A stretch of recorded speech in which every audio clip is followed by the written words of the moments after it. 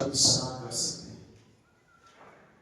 उस पवित्र नाम को जो सारे नामों में सबसे श्रेष्ठ, ऊंचा, सामर्थी और मान्य है, जिसके जीवन में आ जाता है उसकी जिंदगी बदल जाती है।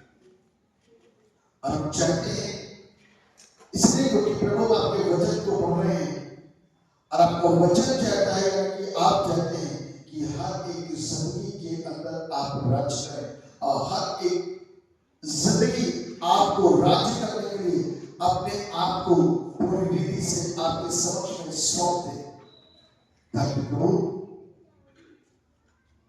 दोनों तरफ एक खुशी और एक आनंद की लहर हो। हमें पता चल जाए कि हमारा बाप, हमारा अब्बा, हमारा पिता हमें मिल गया और हमारे पिता को मालूम है कि ये मेरी संतान हो गए हैं, तो इसलिए दोनों तरफ को खुशी और वो आनंद बना रहे। अपनी दया हम सबके पर बनाए। जब वचन के द्वारा आज कुछ बातों को सीखते हैं और हमारी जो कर्तव्य है उनको जानते हैं, उसको समझने में और उसको सीखने में आप प्रभु हमारी बुद्धि को खोल दीजिएगा, ताकि हम आपके कलाम के महत्वपूर्ण बातों को जो हमारी जानकारी के लिए जरूरी और अनिवार्य है उसको समझने और जानने पाए। ऊपर से सब लोगों को बरकत दीजिए, मुझे नाचीज पर अपनी दया को कीजिए, ताकि ये भेद को जो प्रकट किया जाना है करता वो मानवीय बुद्धि से नहीं परंतु पवित्र आत्मा के सिखाए और उसकी अगुवाई हो, ताकि जो बातें आप चाहते हैं कि यहाँ पर आज प्रकट हो, आपकी मर्जी पूरी हो, तो प्रभु आप मुझे नाचीज पर अपनी दया को बढ़ाइए, ताकि आज एक बड़ी खिदमत प्रभु गणतंत्र दिवस के इस पावन पर्व पर होने पाए। महिमा से बात यीशु मसीह के नाम से आमीन। जब आप 5 साल का बैठ जाए,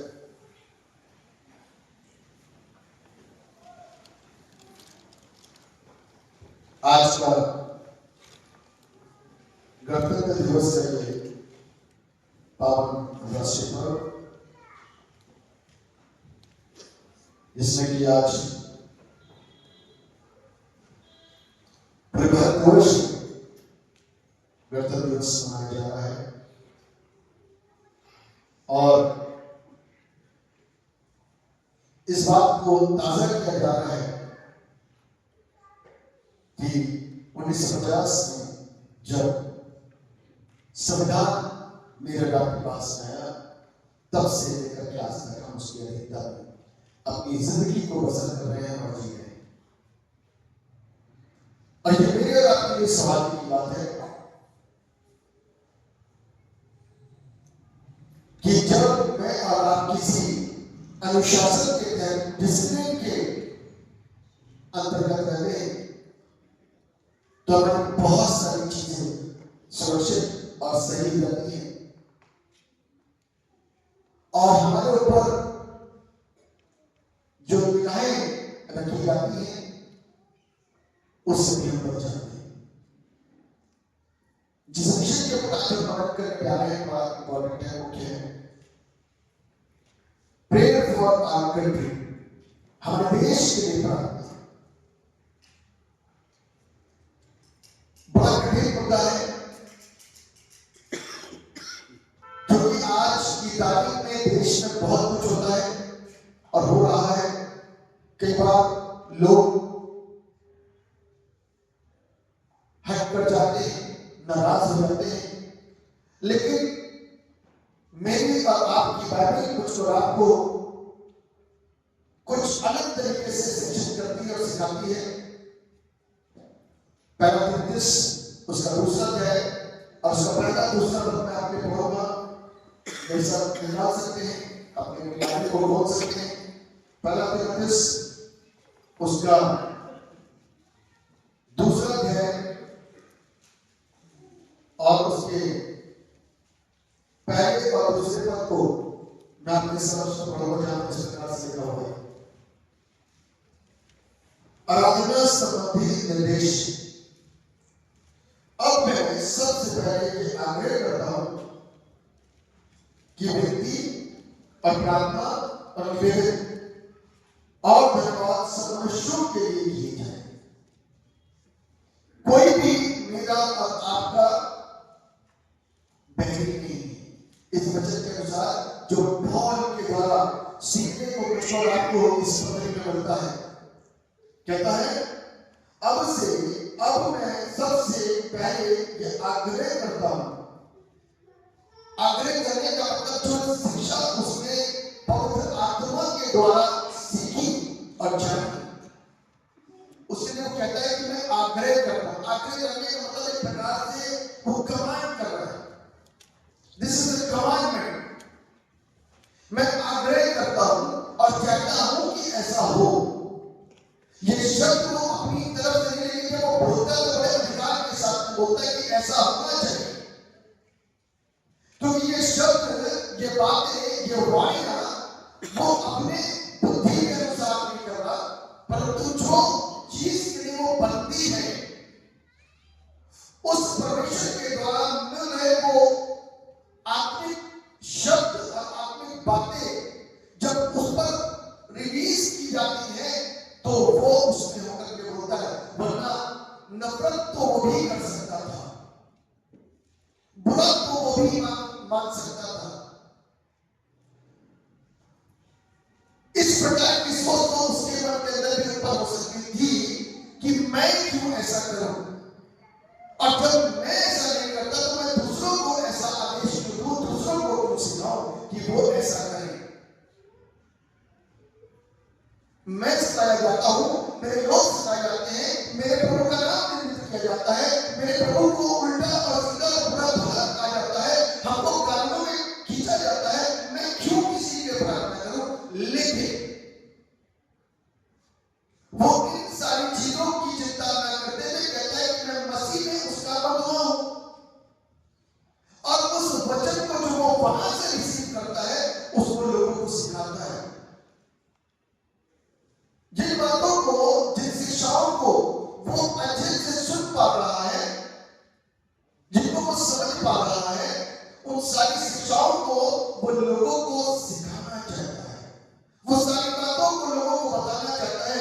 इसीलिए बड़े अधिकार के साथ में कहता है अब मैं सबसे पहले आग्रह करता हूं, आप लोगों से आग्रह करता हूं, निवेदन करता हूं, विनती करता हूं, रिक्वेस्ट करता हूं। क्या? कि विनती और प्रार्थनाएं और निवेदन और धन्यवाद सब मनुष्यों के लिए किए जाए। कमांडमेंट है, ये आज्ञा है परमेश्वर की, लेकिन अब लोगों के सामने प्रेशर के साथ में काम नहीं कर सकते, लेकिन उनको आग्रह किया जा रहा है, उनको रिक्वेस्ट की जा रही है, उनसे बोला जा रहा है कि ऐसा करो। आगे लिखा हुआ है राजाओं और सब ऊंचे पद वालों के निमित्त, इसलिए कि हम विश्राम और चैन के साथ सारी भक्ति और गंभीरता से जीवन बिताएं। इस बात के लिए प्रार्थना करना, हमको इस बात को समझ लेने की जरूरत और आवश्यकता है कि आज यदि मैं और आप सुकून के साथ में रहेंगे तो उसके लिए हमारी प्रार्थना काम करेगी। यदि हम अपने देश के लिए, देश के अधिकारियों के लिए, ऊंचे पद वालों के लिए, पॉलिटिकल लीडर्स के लिए प्रार्थनाएं करेंगे तो परमेश्वर उनके मन को बदल देगा। परमेश्वर उनको सही और गलत फैसले लेने के लिए एक बात उनको गाइड करेगा। यदि उनको नहीं समझ में आएगा तो परमेश्वर उनके घर के लोगों को गाइड करेगा। यदि उन्हें भी नहीं समझ में आएगा तो परमेश्वर उनके सहयोगियों को गाइड करेगा। यदि उन्हें भी नहीं समझ में आएगा तो परमेश्वर जनता के द्वारा अपनी आवाज को उन लीडर्स के पास पहुंचाएगा, क्योंकि वो चाहता है कि अमन, चैन, शांति कायम हो। लड़ाई का जवाब कई बार लड़ाई नहीं होती, प्रार्थना होती है। और प्रार्थना बहुत बड़ी ताकत है जिसे हम और आप कई बार शक्ति के रूप में नहीं समझ पाते, ताकत के रूप में नहीं समझ पाते, सुरक्षा के रूप में नहीं समझ पाते। हमारी जो एक मानसिकता है, जो हमारी टेंडेंसी है, वो ये है कि ईंट का जवाब पत्थर, क्योंकि जब कुछ होता हुआ सा दिखाई देता है तो समझता है कि कुछ हो रहा है, लेकिन उसमें यदि हम किसी को खो बैठते हैं तो अफसोस होता है। तो ये बात नहीं आती, कुछ समझाने वाला नहीं था कि हम समझ जाते। लेकिन जब चर्च से ये आहत हमेशा किए जाते हैं कि प्रार्थना एक बड़ी शक्ति है, प्रार्थना एक बड़ी ताकत है, इस प्रार्थना का इस्तेमाल करो। जब हम इस प्रार्थना का इस्तेमाल करते हैं तो चीजें बदलनी शुरू हो जाती है।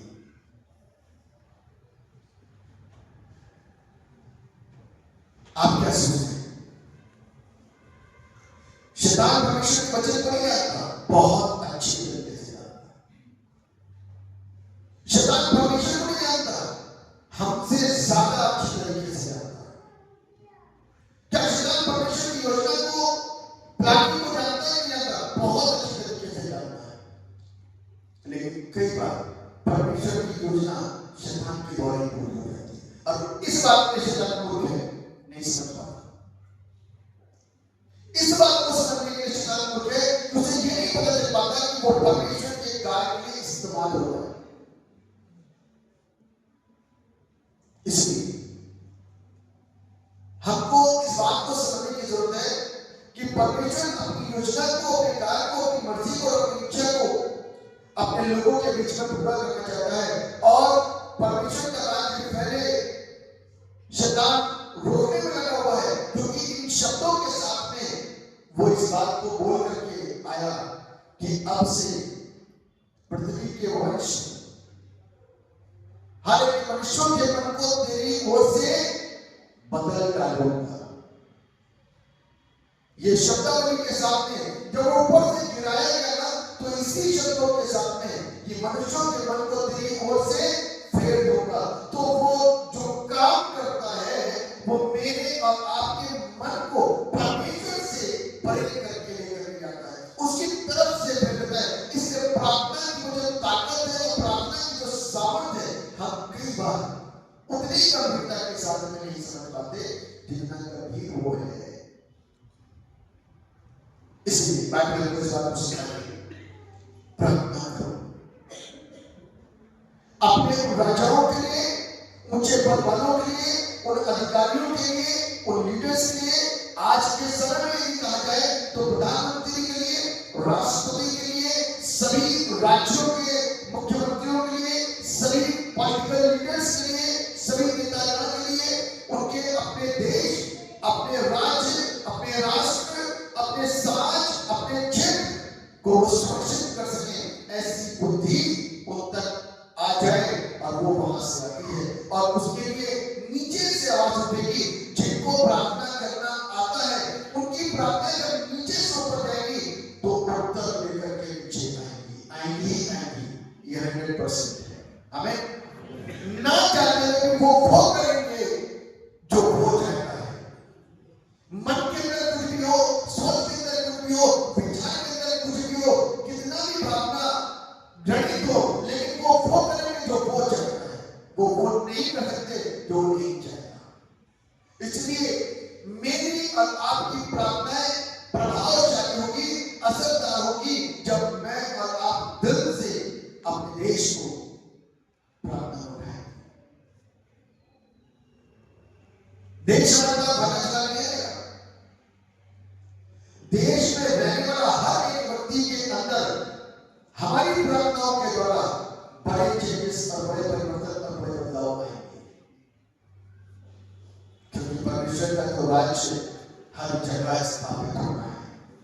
परमेश्वर इन सारे राज्यों के माध्यम से एक ऐसा नेशन, एक ऐसा राष्ट्र पैदा कर रहा है जिसको अंत के दिनों में देखेंगे, भीड़ देखेगी, लोग देखेंगे, अधिकारी देखेंगे, और अंत में वो शैतान भी देखेगा और देख भी रहा है।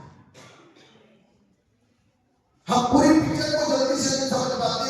कई बार आपने देखा होगा, लोग मूवीज देखते हैं, शुरुआत में थोड़ा सा देखने के बाद पूरी पिक्चर बता देते हैं।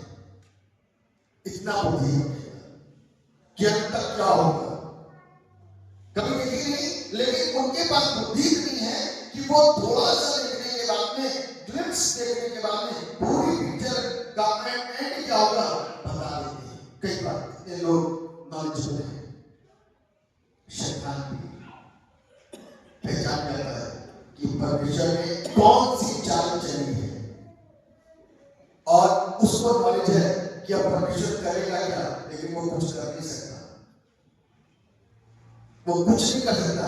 परमेश्वर की उस चली हुई चाल को वो काट नहीं सकता, वो रोक नहीं सकता। इसलिए मेरे और आपके ऊपर काबू बनाने की कोशिश करता है, मेरे और आपके ऊपर अपने अपने जलते हुए तीरों को फेंकता है, ताकि मैं उसके जलते हुए तीरों में फंस जाऊं। कमजोर फंसेगा, मजबूत दृढ़ रहेगा और उसके ऊपर उसके जलते हुए तीरों का एक भी प्रभाव नहीं होगा। मैं सत्यकाली नहम्याह नबी की पुस्तक उसका 5वां अध्याय और उसके 14वें पद। नहम्याह वो प्रभु का दास है, जो प्रभु का दास है, अपनी बात को कोट करता है कि मैं परमेश्वर का भय मानता हूं। इस बात को बता रहा है, ये खुदा के लोग अपने काम, जब खुदा के लोग काम करते हैं परमेश्वर के तरीके से, तो संसार के तरीके के लोग उसको मूर्ख भी बता सकते हैं, है ना। संसार के तरीके के लोग उसे मूर्ख भी साबित कर सकते हैं। बताइए संसार के लोग क्या करते थे और परमेश्वर का व्यक्ति क्या कर रहा है। लिखा हुआ है नहम्याह की निस्वार्थ सेवा, नहम्याह की निस्वार्थ सेवा लिखा है।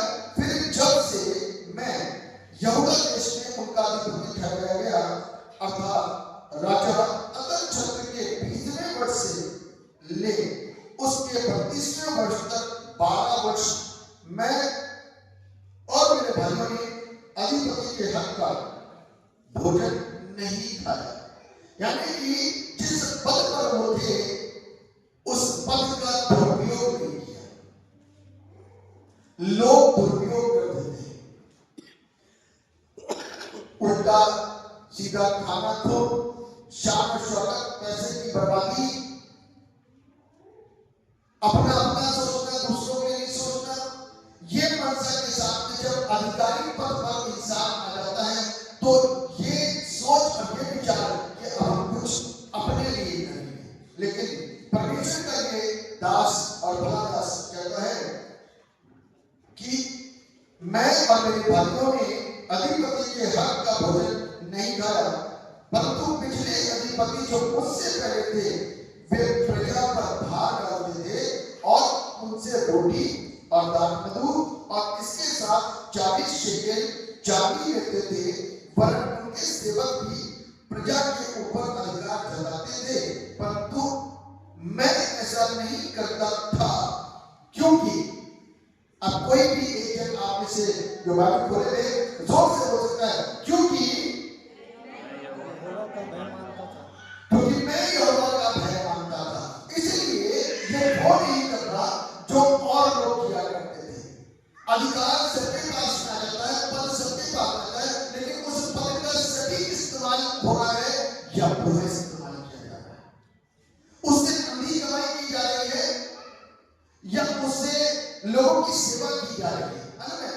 पद जब मुझको आपको मिलते हैं तो वो सेवा करने के लिए मिलते हैं, खाने के लिए तो परमेश्वर दे रहा है। बाइबल में लिखा हुआ है मजदूर को उसकी मजदूरी मिलनी चाहिए, मजदूर को उसकी मजदूरी मिलनी चाहिए, लेकिन मजदूर का हक कभी नहीं छीनना चाहिए, क्योंकि उसका बुरा असर मेरी आपकी जिंदगी और वंशज पर आना शुरू हो जाता है।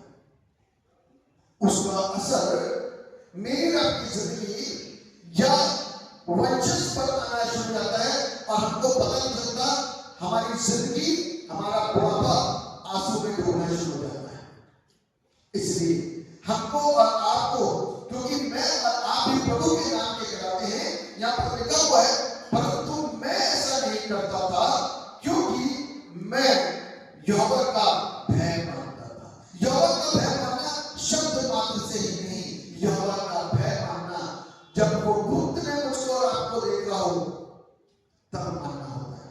लोगों के सामने तो हम सबको दिखाते हैं, सबको बोलते हैं कि मैं परमेश्वर का प्यार मानता हूं, लेकिन जब वो अधिकार और अकेले में देख रहा होता, जब मैं अधिकार के अंदर बात कर रहा होता हूं, तो उस स्थिति में मैं अपने परमेश्वर के साथ कितना विश्वास योग्य हूं, वो उसका और मेरे के बीच की बात है।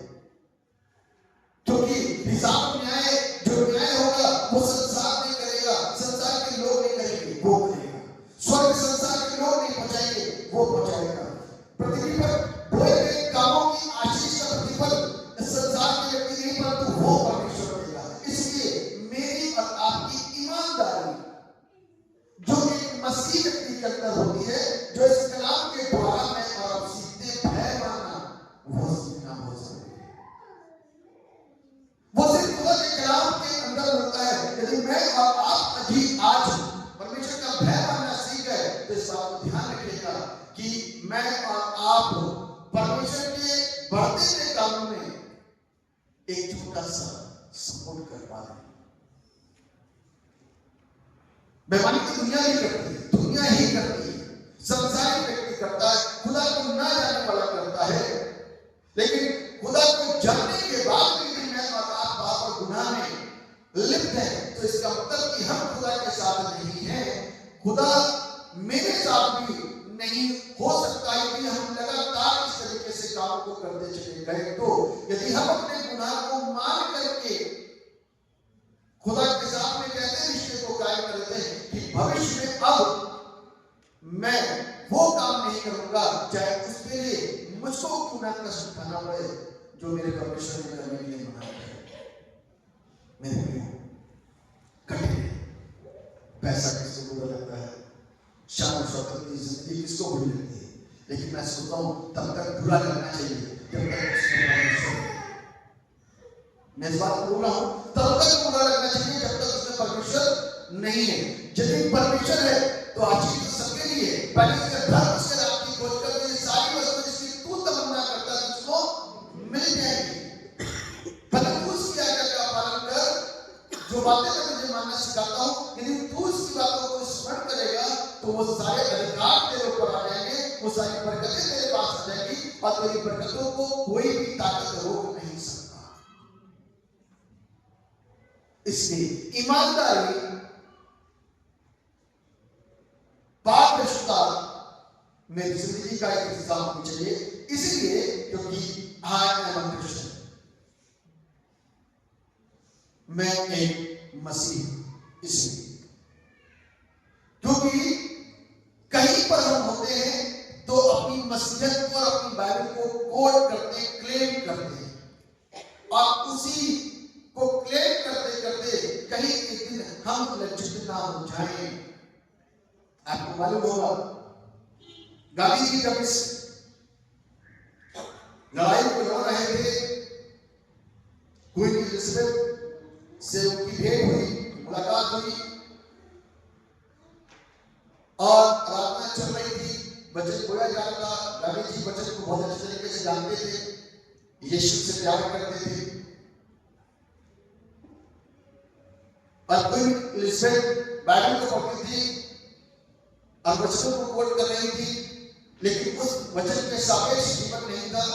इन बातों को बोल करके गांधी जी उनसे आए, आपका कलाम, आपका वचन, आपका ईश्वर हिंसा करने के लिए मना करता है, लेकिन आप हमारे साथ इस प्रकार का व्यवहार हमारे देश में आकर के कर रहे हो। इन शब्दों को साथ में, इन शब्दों को कोट करके जब वो भागता है और एक बार फिर से उन लोगों के साथ में इसी प्रकार का कार्य होना शुरू हुआ या हिंसा होनी शुरू हुई, तो गांधी जी ने खड़े होकर के पब्लिक से बोला, एक भी जन विरोध नहीं करेगा, इनको हिंसा करने दो, क्योंकि यीशु मसीह जिनसे ये प्यार करते हैं वो हिंसा करना नहीं सीखा। वो समय था कि उन लोगों के हाथ रुके, क्योंकि यीशु बीच में आ गया, वो वचन बीच में आ गया जिसको पढ़ करके हम ताकत, बुद्धि, समझ प्राप्त करते हैं, जिनको हम क्लेम करते हैं, उसको हम चतुराई के साथ में इस्तेमाल नहीं कर सकते। हम लोग आज की तारीख में वचन को बड़ी चतुराई के साथ में इस्तेमाल करते हैं और चतुराई के साथ में कोट करते हैं, लेकिन परमेश्वर का वचन चतुराई के साथ में इस्तेमाल करने के लिए नहीं है, परंतु प्रभु का कलाम कहता है कि जो मेरे भेजने वाले पर विश्वास करेगा, जो मेरे पुत्र पर विश्वास करेगा, वो नाश नहीं होगा परंतु, जोर से बोल सकते हैं, वो नाश नहीं होगा परंतु अनंत जीवन पाएगा। ये बताइए कि ये अनंत जीवन देने की बात 2018 में समाप्त हो गई कि आज भी बरकरार है? उसके बातों में चतुराई नहीं है। जो वो कह देता है वो करता है और वो आज तक कायम है। जितनों ने उस पर विश्वास करा उसने उन्हें अपने पुत्र और पुत्री होने का अधिकार दे दिया। क्या वो 2016 के अंदर, 17 के अंदर, 18 के अंदर, 20 के अंदर खत्म हो गया? नहीं, आज भी कायम है, वो चतुराई नहीं करता। तो उसके लोगों को भी इस तरीके से लेकर समझदारी जरूर हमारे लिए होनी चाहिए। ये बाइबल के अंदर का है, कबूतर की नाई और सब की नाई, उसके लिए बुद्धि मांगे, उसके लिए प्रार्थना कीजिए, क्योंकि जो ये मुख से निकालेगा ना, वो ऐसा होगा कि सामने वाले के लिए वो उसको हाथ उठाएंगे और वो उन शब्दों के साथ में क्या होगा, हरेगा, क्योंकि मुख से जो शब्द निकलेंगे वो मेरी प्रार्थना का जवाब होगा कि परमेश्वर जो यहाँ डालता है और यहाँ से जो चीज रिलीज होगी, जो निकलेगी सामने वाले के लिए, वो उसकी जिंदगी की हालत है। हमें परमेश्वर से बुद्धि मांगनी है, और जब मैं और बुद्धि के साथ अपनी जिंदगी को जिएंगे तो मुझको और आपको सही तरीका पता चल जाएगा कि सही तरीका क्या है।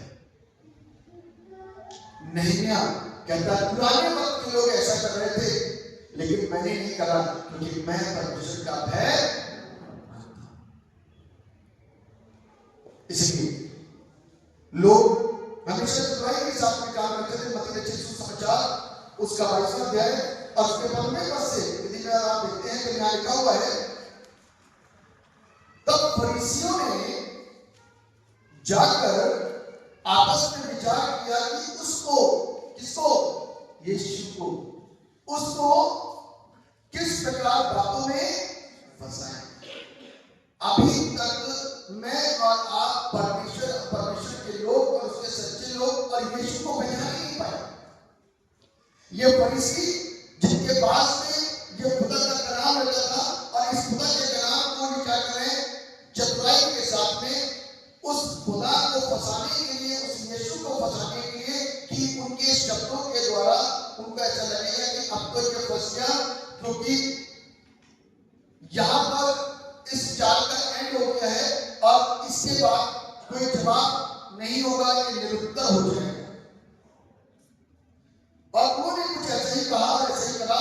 लिखा है, तब उन्होंने अपने चेलों को हिरतियों के साथ उसके पास ये कहने को भेजा, हे गुरु, हम जानते हैं कि तू सच्चा है और परमेश्वर का मार्ग सच्चाई से सिखाता। देखिए, ये इस प्रकार के लोग क्या करते हैं, पहले कुछ खाना सा मारते हैं, अच्छे शब्दों को बोलते हैं, उसकी तारीफ करते हैं।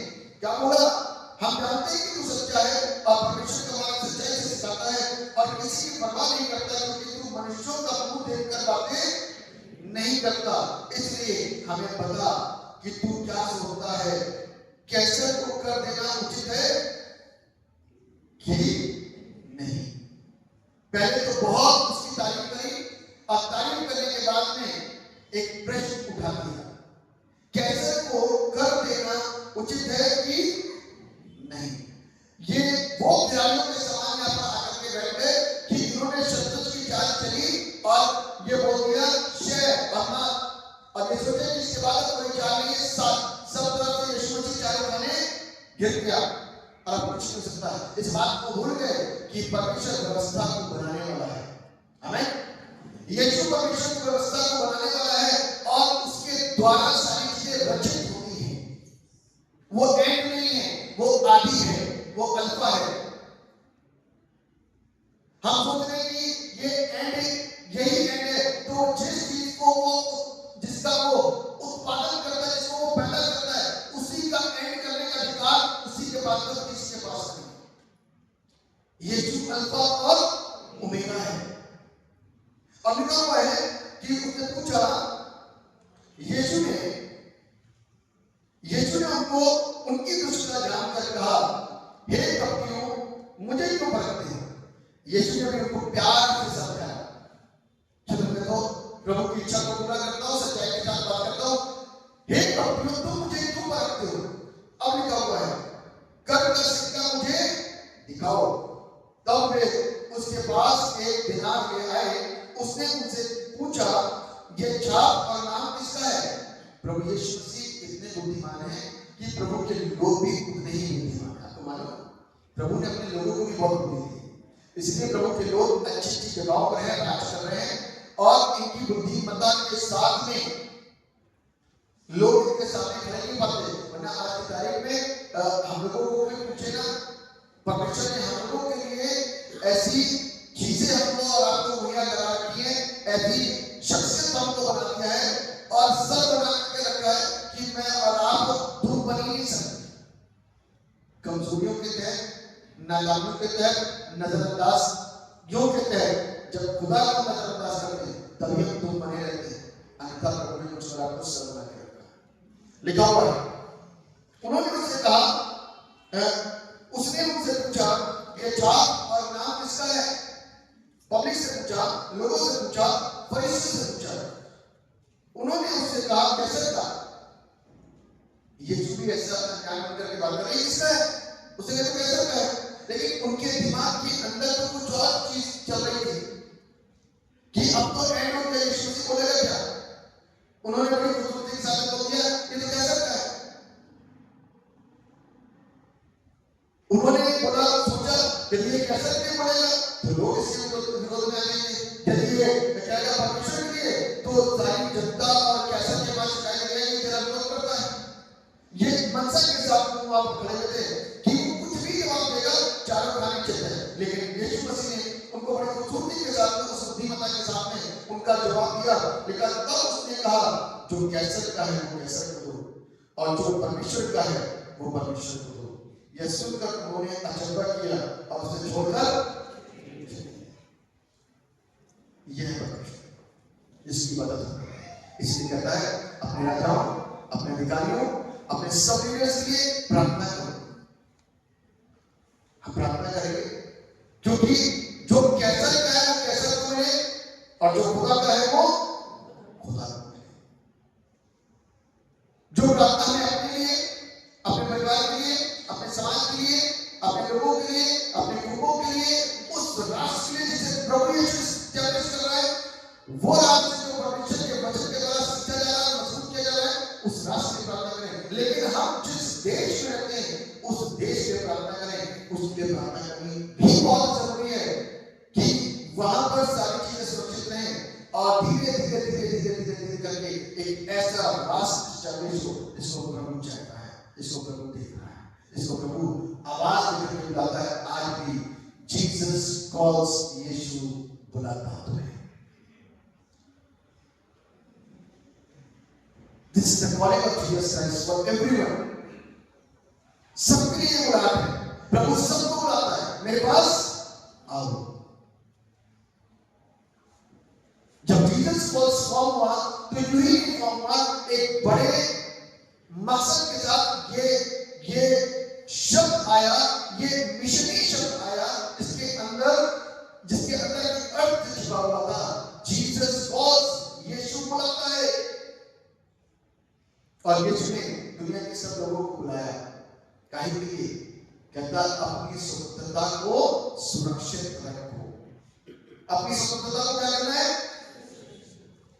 क्योंकि बाइबल की बात आती है, गलातियों की पुस्तक के 5वें पद के अंदर जिक्र है कि अपनी सुरक्षा को गलत काम करने के लिए, शैतानी काम करने के लिए अवसर मत दो। दे देते हैं ना चुपचाप से, माँ बाप ने कंट्रोल करके रखा था, लेकिन चुपचाप से जैसे ही स्वतंत्र हुए तो स्वतंत्र होते ही अपनी मनमानी करना शुरू करी, जो चाहा वो किया। अपनी स्वतंत्रता को गलत काम करने के लिए अवसर मत दो, चाहे वो नशा हो, चाहे वो विचार हो, चाहे वो बुराइयां हो, चाहे वो छल हो, चाहे वो पाप हो, चाहे वो कुछ भी क्यों ना हो, गलत काम करने के लिए अवसर मत दो। खुदा का कलाम छोड़ा सिखाता है। कहता अपनी स्वतंत्रता को सुरक्षित रखो, जब वक्त आए तब अपनी स्वतंत्रता को बताना कि प्रभु ने मुझको और आपको स्वतंत्र होने के लिए स्वतंत्र किया है। अभी हम स्वतंत्र नहीं हुए, बहुत सारी चीजों में, पाप में और पाप के जितनी चीजें, उन सारी चीजों के अंदर क्या है, परतंत्र घिरे हुए, दबे हुए हैं। स्वतंत्र होने के लिए स्वतंत्र है। यदि हम ज्ञान से स्वतंत्र नहीं होंगे तो हम स्वतंत्रता के साथ उसकी आराधना नहीं कर सकते। यहां से स्वतंत्र होना है तब हम उसकी स्वतंत्रता के साथ आराधना कर सकते हैं। इसीलिए हमारे राष्ट्रवाद में समय सीमा रहती है, 2 घंटा, 1 घंटा, 1.5 घंटा। क्यों? क्योंकि अभी तक वो स्वतंत्रता नहीं है। मानसिकता के अंदर वो सेट है कि हम इससे बाहर सुन नहीं सकते, इससे अधिक कर नहीं सकते।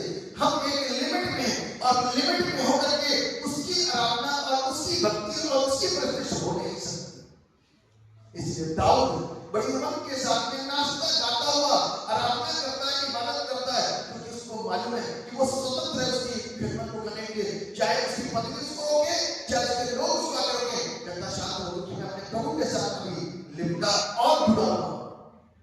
संसार के बहुत सारे कामों को करने के लिए हम इतने स्वतंत्र हैं, इतने फ्री हैं, उसके अंदर कोई समय अवधि नहीं होती। वो जब तक चलेगा, जब तक मजा आएगा तब तक करेगा। वो संसार का भाव है। लेकिन परमेश्वर के साथ में रिश्ता, परमेश्वर के साथ की स्वतंत्रता जो वो मुझसे आपसे चाहता है, जिस दिन आगे उस दिन मेरी और आपकी आराधना और मेरा आपका कनेक्शन उससे कोई तोड़ नहीं सकता। जिसे खुदा ने जुड़ा उससे कोई अलग। जिस दिन हम, मैं क्या है, बात करिए, हम उसकी दुल्हन हैं।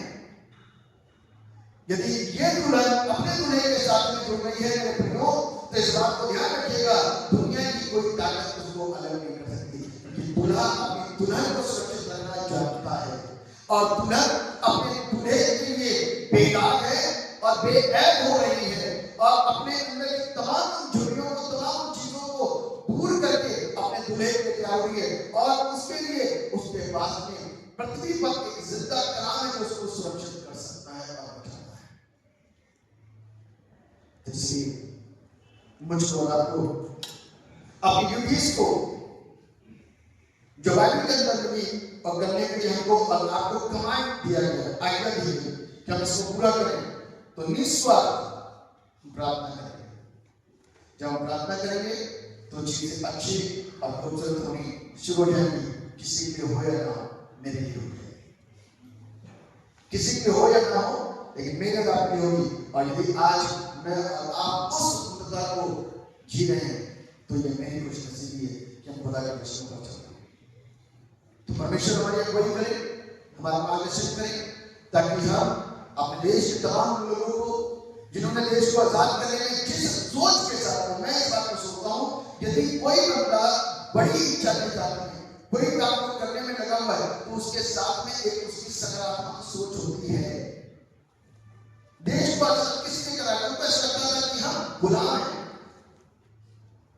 हमारा देश गुलाम नहीं होना चाहिए, हमारे बच्चे गुलाम नहीं होने चाहिए, हमारे घर की स्त्रियां गुलाम नहीं होनी चाहिए, हमारे काम किसी प्रकार से हम बंधनों में होकर के ना करें, गुलामी नहीं होनी चाहिए। ये एक मानसिकता थी, सकारात्मक मानसिकता थी। लेकिन आज की तारीख में वो मानसिकता, वो सपने चूर हो गए हैं, चीजें बदल गई हैं। हम फिर से गुलाम होकर के अपने देश के अंदर गुलाम होकर के जिंदगी को बसर रहे हैं। ये अफसोस है। और उसके अलावा भी बहुत प्रकार की गुलामियां, क्योंकि हम स्वतंत्र जब तक नहीं थे तो हमारे लोग कहेंगे तुमको ये नहीं करना, तुमको वो नहीं करना, लेकिन स्वतंत्र होने वाला मजा होगा अपने घर के अंदर जो भी बात चाहो कर सकते, अपने व्यक्तिगत जीवन के अंदर जो भी बात चाहो कर सकते, कोई रोक नहीं सकता। क्योंकि हमारी स्वतंत्रता शारीरिक कामों को अवसर देने के लिए नहीं मिली है, हमारी स्वतंत्रता उस परमेश्वर को जानने के लिए। तो परमेश्वर इस वचन के द्वारा मुझको और आपको आशीष दे, बरकत दे और इस वचन के भेदों से मुझको और आपको हमेशा ब्लेस करता है, ताकि हम इस वचन के द्वारा आशीषित हो और ये वचन सदा मेरा और आपका मार्गदर्शन करे और हम आशीषित होकर के खुदा की खिदमत को अंजाम दे सके और हमारी जिंदगी के द्वारा बहुत सारे लोग आशीषित हो और वो भी उस परमेश्वर को जो स्वतंत्र करने के लिए आया, आजाद करने के लिए आया, अपना संविधान मेरी और आपकी जिंदगी में देने के लिए आया, उसको जान सके और उसको पहचान सके कि उसका संविधान न्याय के साथ में कार्य करता है, गलत न्याय नहीं करता। परमेश्वर के वचन द्वारा आशीष दुआ करें। जीवित और समर्पित पिता परमेश्वर, राजाओं के राजा, प्रभु के प्रभु, आपका धन्यवाद है इस जिंदगी के लिए जो प्रभु जी आपने दिया करता है। ये छोटी सी जिंदगी के अंदर बहुत कुछ चीजें प्रभु सीखने के लिए, सुनने के लिए, समझने के लिए, करने के लिए हमारी आपसे प्रार्थना है और दिल हुआ है कि अपने कलाम को सही मायने में सही करके साथ को सिखाइए, सुनाइए, समझाइए, ताकि हम इस वेदों को आपकी मर्जी में होते हुए सीखें, सके, जाने और अनुसरण कर सकें। और ये शिक्षा ना मुझ तक सीमित रहे, परंतु मेरी संतान, मेरे वंशज, मेरे परिवार, मेरे लोग, मेरे कुएं तक फैले और जाए, ताकि हम अपने परमेश्वर को सही रीति से जान सकें। सिर्फ उसका नाम न जाने, परंतु उसकी सोच, उसके विचार, उसके कार्य, उसकी योजना को भी जान सकें, उसके मिशन को भी जान सकें। जाओ जाकर के लोगों को छिड़ाना। प्रभु आप अपनी दया हर उपस्थित व्यक्ति के ऊपर बनाइए और हर एक व्यक्ति को आशीष, ताकि वचन हमारी और उपस्थित सब लोगों के जिंदगी के अंदर राज्य कर सके। और हमको अपना हर एक राष्ट्रीय पर्व क्यों मनाना है का अर्थ पता होना चाहिए, क्यों में प्रार्थना करनी है का अर्थ पता होना चाहिए, क्योंकि ये एक आज्ञा है, अंदर परमेश्वर की इच्छा है। परमेश्वर आपकी दया करें, हम सबको बताएं। यीशु के नाम से आमीन।